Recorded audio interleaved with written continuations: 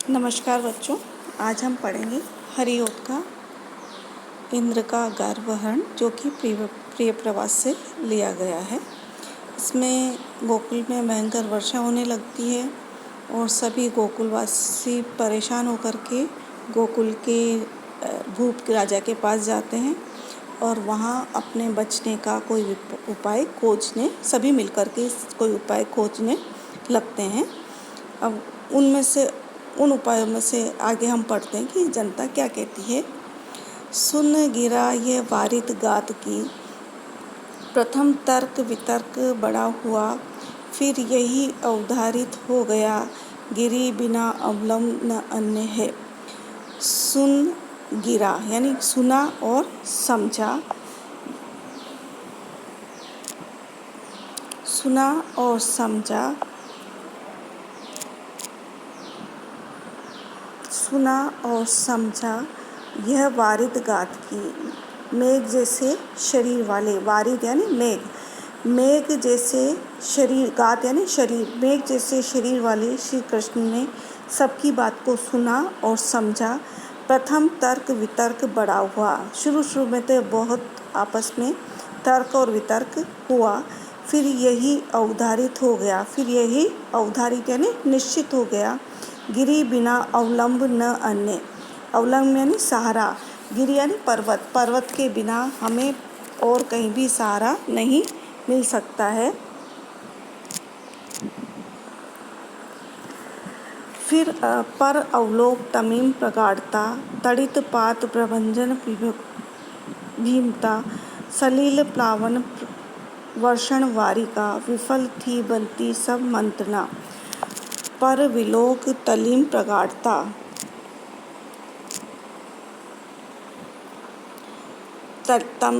तमीस यानी अंधकार की प्रगाढ़ता को देख करके, विलोक यानी देख करके, तड़ित पात प्रभंजन भीमता, तड़ित यानी बिजली, पात यानी गिरना, बिजली का गिरना, और प्रभंजन यानी आंधी की, भीमता यानी भयंकरता और आंधी की भयंकरता को, सलील प्लावन वर्षण वारिका, सलील प्लावन यानी भरना, जल का चारों ओर भर जाना, और वर्षण वारिका और बरसात का बरसना, वर्षण यानी बरसना, वारी यानी वर्षा का, वर्षा की भयंकरता को देख के विफल थी बनती सब मंत्रणा, सारी जो उपाय हो रहे थे वो सारे उपाय विफल होते चले जा रहे थे।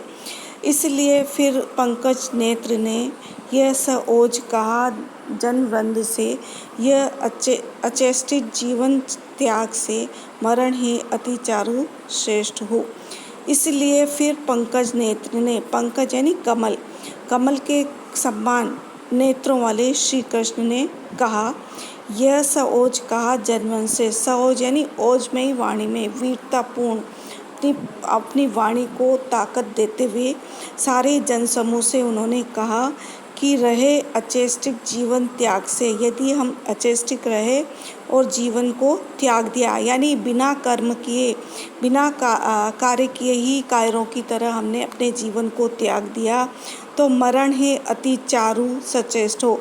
मरना तो हमें दोनों तरह से, तो फिर क्यों न हम चारु यानी सुंदर, सचेष्ट यानी चेष्टापूर्व मेहनत करके, तो फिर क्यों न हम मेहनत करके अपनी मृत्यु को प्राप्त करें।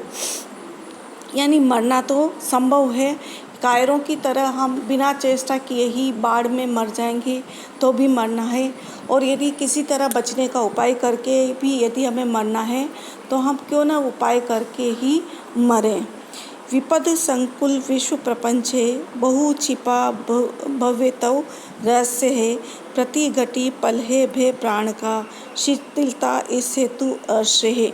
विपद यानी विपत्तियाँ, संकुल यानी घिरा हुआ, विश्व प्रपंच है, सारा विश्व ही विपत्तियों से घिरा हुआ है, बहुत छिपा बहुतव्य रहस्य, और बहुत सा रहस्य, घटित होने वाला रहस्य वो अभी छिपा हुआ है।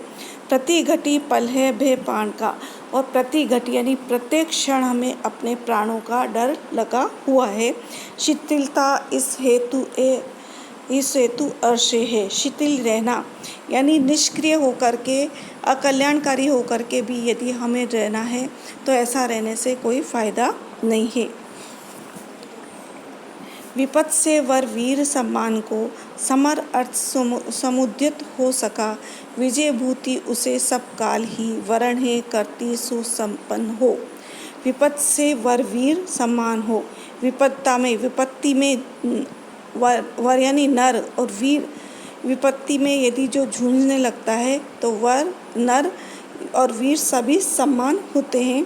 समर अर्थ समुद्यत हो सका, समर यानी युद्ध, युद्ध के निमित्त यदि कोई तत्पर हो गया है, यदि कोई विपत्ति आई है और उसमें जूझने के लिए यदि कोई वीर पुरुष है तो उसके लिए वो तत्पर हो जाता है। विजय भूति उसे सब काल ही, विजय भूति यानी विजय ही उसको हर समय, उसे सब काल ही हर समय, विजय ऐश्वर्य विजयश्री उसे हर समय उसको माला पहनाने के लिए तत्पर रहती है, तैयार रहती है। वरण है करती सुप्रसन्न हो, और वरण है और वरण उसका वरण प्रसन्नता हो करके उसका वरण करती है, प्रसन्नता से उसको चयन करती है, उसको सम लेती है।